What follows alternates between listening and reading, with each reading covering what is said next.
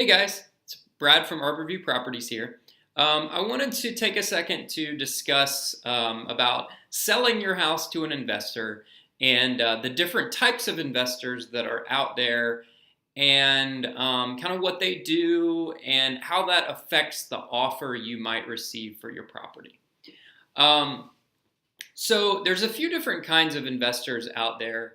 There are the ones that most people know about that they see on TV, right, as the fix and flippers or rehabbers. Okay, they're the investors who buy a house that needs work.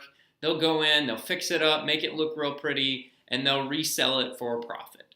That's what you see on TV. But what's surprising is that's only a small percentage of what actually of investors out on the market. There are also another one that a lot of people might be familiar with is landlords. Landlords obviously will buy a house to rent it out to tenants. There are landlords out there that are little small, mom and pop type deals where maybe they just only own just a handful of properties. And then there's other small mom and pop operations that own hundreds of properties. I've got some friends in the business who own 100+ houses, and they still just run their business with just them and a couple assistants. There's also the big corporate landlords, as we'll call them. These are the big corporations, the hedge funds, and they really started taking off back in around 2012, 2013. A lot of hedge funds started getting created because there was a lot of really discounted properties out there. But when the economy drops, rents don't really drop that much. So there were opportunities out there for these big hedge funds that are backed by Wall Street money and backed by foreign investors. There were a few years ago, a lot of Chinese investors came into town, a lot of money from Israel, other countries, right? When they're trying to protect their money, they go in the U.S. and they buy properties, they buy real estate because it's a hard asset. They can touch it, feel it, see it. So these big corporate landlords will buy properties as rentals, and they own thousands of properties in their portfolio. For example, a big one here in Atlanta is Invitation Homes. And Invitation Homes owns, thousands of homes throughout the Atlanta area, and they buy a lot of property. The one thing about corporate landlords, though, is a lot of them don't actively advertise to buy houses like you probably found us on Google, and you were searching to sell your house and you found us on Google. A lot of the big corporate landlords don't do that. They buy houses from other investors, or they'll buy them from the auction websites, which nowadays it's 2018. There's not a lot of stuff on the auctions anymore. Foreclosures are pretty much dried up. There are some, but it's not like it was many years ago. So they've turned to other investors, such as myself, who actively look for properties to buy. You found me on Google, and they'll buy stuff from us because we're already doing the ground game to find the properties. So that's an example, but there are some that do actively advertise. You've probably maybe seen OfferPad and like Knock.com, and there's another big one that advertises a lot on Google, and they're a big corporate like hedge fund. And so one of the downsides of the corporate hedge funds is that they have very, very strict buying criteria. They will only buy certain types of houses that are certain age, and if they find anything that's weird about the property, they won't buy it. I had a friend of me and my wife's. They were trying to sell their house, and they had a hedge fund come in and make an offer to them. And the hedge fund made them a really excellent offer, and they were ecstatic about it, and they got under contract. And she reached out to me, and I told her some of the pitfalls of what could happen. And you know what? What I told her might happen actually happened. So what happened was they came in and they kept extending the due diligence period. They kept extending the due diligence period. and then they drug it out for almost a month. And what that happens is that ties up your property, it takes it off the market, it ties it up, and then you think you've got a buyer, and then they bailed out at the last minute because they said the backyard was too steep. The backyard's too steep. I mean, what kind of reason is that? But because of the way they write their contracts, they can back out for any reason whatsoever. So they might make you a really enticing offer, and it sounds really good on paper, but just be aware that if it doesn't meet their strict criteria, they probably won't buy it, even though they'll make you an offer to buy it and they'll put it under contract. And then there's, another type of investor out there is what's called wholesalers. When you search online, and maybe you get letters in the mail, a lot of those are wholesalers. There's really good wholesalers out there, and there's a lot of bad ones out there, and you have to watch out for and do your due diligence to make sure that that the company making you an offer to buy your house is a reputable company. What wholesalers do is they sell property to other investors. So they buy it and they turn around and resell it to another investor, like a landlord or a fix and flipper, or maybe even the big corporate hedge funds, for a small profit. The way they make their money is they just do a lot of volume and they make a small profit. There are wholesalers that actually will close and buy your property and take title to it. For example, Arbor View Properties, that's what we do. If in some cases we will wholesale a house and we'll sell it to another investor, like a hedge fund, or maybe to a landlord, or even to a fix and flipper, if it doesn't meet what we want to buy. In that case, but we close on it. We buy the house from you, we pay cash for it, and we close on it. And then we sell it to them. There's other wholesalers out there that what they'll do is, as soon as they get your house under contract, they'll immediately go out and look for a buyer. And then they'll find a buyer, and then the buyer will ultimately close on the house. You'll still get cash for your house. It'll still close. But they'll find a buyer, and then that buyer will pay them some portion of the profit when they buy it. You as a seller, you're not paying that. The buyer that buys it from them is actually paying them for the property. So the one thing you got to be careful with on those is there's a lot of newer wholesalers out there who are inexperienced, and they don't know how to properly evaluate what a property's worth, and they don't know, they severely underestimate the amount of work that a house might need in terms of repairs. They underestimate the costs. And what that does is they may make you a really good offer that you think is really awesome. But the issue that they'll run into is when they go out there and they try to find a buyer for it, a savvy investor who's very experienced will say, no, that's not, I can't pay that much for that house. The numbers don't work for me. And they'll keep shopping it around, and they may extend their contract, and they may keep extending the contract until they find a buyer, or they may just bail out of the contract. They're going to probably offer you no earnest money down, or very, very little money. Our standard earnest money deposit that we offer sellers is $500, and we send that to our closing attorney, and they hold that money in escrow until closing.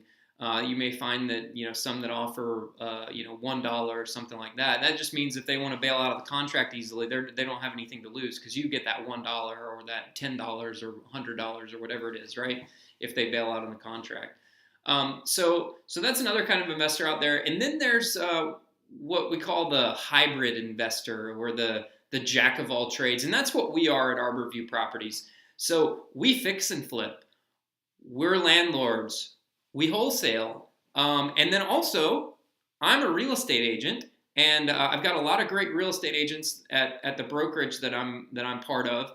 And what I do is once I evaluate your property, if I determine that it's probably not going to work as a fix and flip, it's probably not the right property for a rental property, because a lot of times when you get into really, really expensive properties, the numbers don't work as a rental. They don't make a good rental. If you have a really nice, let's call it a 3,500 square foot home in a very nice neighborhood with a homeowners association and swim tennis, and it's a $350,000, $400,000 house, it probably won't make a good rental property, because there gets to be a point where it just won't rent for enough money for it to make sense to have a return on their investment. So it wouldn't be a good rental. In that case, a lot of those properties are good candidates for listing it. I know a lot of people don't want to list their property and they don't want to go through the hassle of listing with an agent.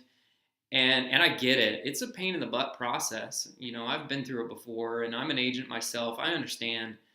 You just don't want to do that. But a lot of times, if you're trying to get the most amount of money out of your property as possible, and you want full market value for it, and your house is in really, really good shape, a lot of times your best bet is to list the property.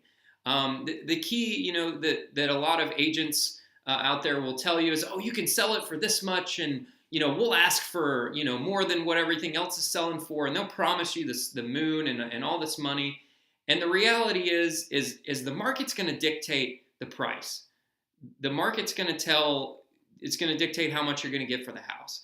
And if every house in your neighborhood is selling for $175,000, and some agent comes out there and promises you're going to get $195,000, I would be wary of that, because they may get an offer from a buyer who will offer full asking price, and then when it comes down to it, the buyer, most of the time is getting a mortgage, and the mortgage company will do an appraisal on the property, and the property will only appraise for $175,000 because that's what every other house in the neighborhood is selling for. So now you're stuck in the situation where that buyer either is going to try to negotiate you down to 175, or maybe they have some cash and they really love the property and they're going to put down $20,000 cash in addition to the money they were going to put down, and they'll buy it. But that's very rare, and that doesn't happen a lot, because most people understand that they're not going to overpay for a property unless they're just absolutely committed to it and they just love it. But if you live in a neighborhood where all the houses are very similar, and they could just go down and buy the one down the street because it's just the same and it's in the same neighborhood. So you run up against that. So that's what a real estate agent will do. And myself, because I'm an investor and I spend most of my time doing my investing, and what I'll do is I get you in touch with an agent on our team. Depending on where you live and what type of property you have. We've got so many different experts within our brokerage of agents that live in certain areas of Atlanta, and they specialize in certain things. I'll get you in touch with the right person who specializes in that particular thing, and they'll help you get your house on the market.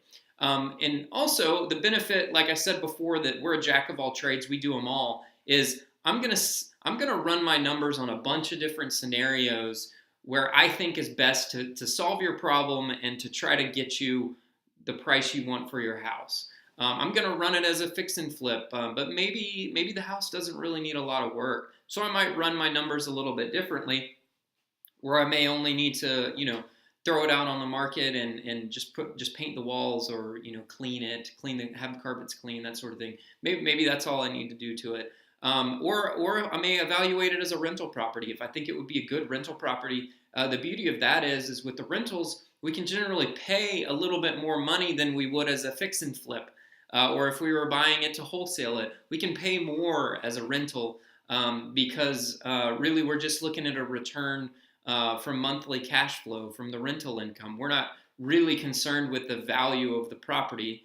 We're obviously not going to pay more than the property's worth because we don't want to be upside down on a house, but we can give you a lot more than you normally would. We can also get creative. Maybe if you just want to lease your property out, we'll lease the property from you, and then what we'll do is go out and we'll find what we call a tenant buyer, a lease purchase, someone who wants to buy the house, but maybe their credit's not that good, and we get them in touch with someone who can help them get their credit squared away, and they'll ultimately buy the house, and maybe they'll lease it for a couple years and then they'll buy it. So we have those scenarios that we can do to help you to get your house sold. And then again, right, as an agent, we can get you in touch with an agent on our team and help you get it listed that way. If you're trying to maximize every penny out of the property, that's really your best bet. So we've got a lot of different options for you at Arbor View Properties, and we're we wear all the hats. We do everything that all the other investors, the different types of investors out there do. So we can look at it through a bunch of different lenses and make you the best offer to solve your problem, whatever your problem is. Maybe you need the cash right away. Maybe you got to sell it in 2 weeks. Maybe you're facing foreclosure.